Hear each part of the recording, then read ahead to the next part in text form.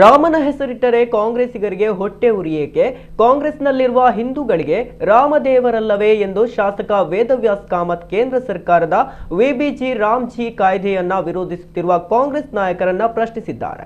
ಮಂಗಳೂರಿನಲ್ಲಿ ಇಂದು ಮಾಧ್ಯಮ ಪ್ರತಿನಿಧಿಗಳ ಜೊತೆ ಅವರು ಮಾತನಾಡಿ, ರಾಮನ ಹೆಸರು ಬಂತು ಎಂದಾಗ ಕಾಂಗ್ರೆಸ್ಸಿಗರಿಗೂ ಅಲರ್ಜಿ ತರ ಮಾತನಾಡುವುದೇಕೆ? ಮನ್ರೇಗಾ ಹೆಸರನ್ನ ನರೇಗಾ ಎಂದು ಬದಲಿಸಿದ್ದು ಕಾಂಗ್ರೆಸ್ ಅಲ್ಲವೇ ಎಂದರು. ವೋಟ್ ಬ್ಯಾಂಕಿಂಗ್ಗಾಗಿ ಕಾಂಗ್ರೆಸ್ ಮಾಡುತ್ತಿರುವ ರಾಜಕಾರಣ ಈಗ ಜನರಿಗೆ ಅರ್ಥವಾಗಿದೆ.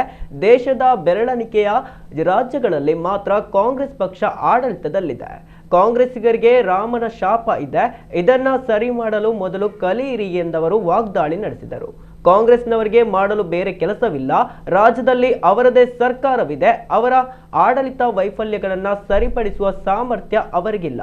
ಮಂಗಳೂರಿನಲ್ಲಿ ಈ ಖಾತಾ ಸಮಸ್ಯೆ ಇನ್ನೂ ಬಗೆಹರಿದಿಲ್ಲ. ಜೈಲಿನ ಜಾಮರ್ ಸಮಸ್ಯೆ ನಿವಾರಣೆ ಮಾಡುವ ಸಾಮರ್ಥ್ಯ ಇಲ್ಲ. ಮೂಡ ತಾಲೂಕು ಕಚೇರಿಗಳು ಸಮಸ್ಯೆಗಳ ಆಗರವಾಗಿವೆ ಎಂದು ಟೀಕಿಸಿದರು. ಕಾಂಗ್ರೆಸ್ ಸರ್ಕಾರ ಇರುವಾಗ ನರೇಗಾದಲ್ಲಿ ಇಡೀ ದೇಶಕ್ಕೆ 37,000 ಕೋಟಿ ಆ ನರೇಗಾದ ಮುಖಾಂತರ ಕೊಡ್ತಾ ಇರುವಂಥದ್ದು. ಇವತ್ತು 87,000 ಕೋಟಿ ಕೊಡ್ತಾ ಇದ್ದೀವಿ. ರಾಜ್ಯ ಸರ್ಕಾರದ ಅನುದಾನ ಇದೆ ಅದರಲ್ಲಿ. ಆದರೆ 87,000 ಕೋಟಿ ಕೊಡ್ತಾ ಇರುವಂಥ ಸಂದರ್ಭದಲ್ಲಿ ಪಾಪದ ಬಡ ಕೂಲಿ ಕಾರ್ಮಿಕರಿಗೆ ಅವಕಾಶಗಳು ಸಿಗ್ತಾ ಇದೆ ಅಂತ ಹೇಳಿದ್ರೆ ಆ ಅವಕಾಶಗಳನ್ನು ವಂಚಿತ ಮಾಡಲಿಕ್ಕೆ ನೀವು ರಾಮನ ಹೆಸರನ್ನು, ನಾನು ಒಂದು ಕೇಳ್ತಾ ಇದ್ದೇನೆ, ರಾಮನ ಹೆಸರನ್ನಿಟ್ಟರೆ ಕಾಂಗ್ರೆಸ್ನವರಿಗೆ ಹೊಟ್ಟೆಗೆ ಯಾಕೆ ಉರಿತದೆ ನನಗೆ ಗೊತ್ತಿಲ್ಲ. ಏನು ಕಾಂಗ್ರೆಸ್ನಲ್ಲಿರುವಂಥ ಹಿಂದೂಗಳಿಗೆ ರಾಮ ದೇವರಲ್ವಾ? ಹಾಗಿರುವಾಗ ರಾಮನ ಹೆಸರು ಬಂತು ಅಂತ ಹೇಳಿದ್ಕೊಳ್ಳಿ ಎಲರ್ಜಿ ಥರ ಮಾತಾಡ್ತೀರಿ ಯಾಕೆ? ಸ್ವಾಮಿ, ಈ ಹಿಂದೆ ಮನ್ರೇಗಾ ಅಂತ ಹೆಸರಿತ್ತು. ಮನ್ರೇಗಾ ಅಂತ ಹೆಸರಿದ್ದದನ್ನು ನರೇಗಾ ಮಾಡಿದ್ದು ಕಾಂಗ್ರೆಸ್. ಅವಾಗ ನಿಮಗೆ ಅದು ಹೆಸರು ಬದಲು ಮಾಡ್ತಾರೆ ಅಂತ ಕಂಡಿಲ್ವಾ? ಈಗ ಅಂದರೆ ನಿಮಗೆ ಹೆಸರು ಬದಲು ಮಾಡ್ತಾರೆ ಅಂತ ಕಾಣುತ್ತಾ? ಹಾಗಾಗಿ ನಾನು ಕೇಳ್ತೇನೆ, ಕಾಂಗ್ರೆಸ್ನವರ ಈ ರೀತಿಯ ರಾಜಕೀಯ ಜನರು ನೋಡ್ತಾ ಇದ್ದಾರೆ, ಗಮನಿಸ್ತಾ ಇದ್ದಾರೆ. ಯಾರದನ್ನು ಕೂಡ ಹೇಳ್ತಾರೆ.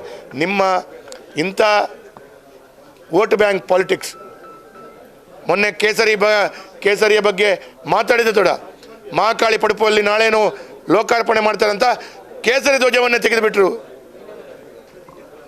ಅದನ್ನು ನೋಡಿದರೆ ಕೆಲವರಿಗೆ ದುಃಖ ಆಗತ್ತಂತೆ, ಕೆಲವರಿಗೆ ಅಲರ್ಜಿ ಆಗತ್ತಂತೆ.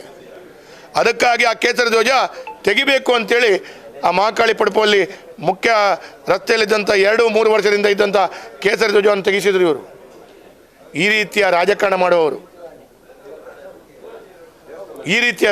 ಮಾಡುವವರು ನಿಮ್ಮ ಲಾಭಗೋಸ್ಕರ, ನಿಮ್ಮ ಸ್ವಾರ್ಥಗೋಸ್ಕರ, ನೀವು ಆಡಳಿತದಲ್ಲಿ ಇರಬೇಕು ಅಂತೇಳಿಗೋಸ್ಕರ ಹಿಂದೂ ಧರ್ಮದ ಚಿಂತನೆಯನ್ನು ಒಡಿತಾ ಇರುವಂಥ ಇಂಥ ಕಾಂಗ್ರೆಸ್ನ ನಾಯಕರುಗಳಿಗೆ ನಾವು ಒಪ್ಪಲಿಕ್ಕೆ ಸಾಧ್ಯ ಇಲ್ಲ. ನಾವು ಹೇಳ್ತೇವೆ, 100ಕ್ಕೆ 100 ಅವರ ಈ ರೀತಿಯ ವಿಚಾರಗಳಿಗೆ ಭಾರತೀಯ ಜನತಾ ಪಾರ್ಟಿ ಖಂಡಿಸ್ತದೆ. ಇನ್ನಾದರೂ ಸ್ವಲ್ಪ ಇಡೀ ದೇಶದಲ್ಲಿ ಎಲ್ಲಿಯೂ ಕೂಡ ನೀವು ಒಂದು 2-4 ರಾಜ್ಯಗಳಲ್ಲಿ ನೀವು ಆಡಳಿತ ಮಾಡ್ತಾ ಇಲ್ಲ. ನಿಮಗೆ ರಾಮನ ಶಾಪ ಇದೆ.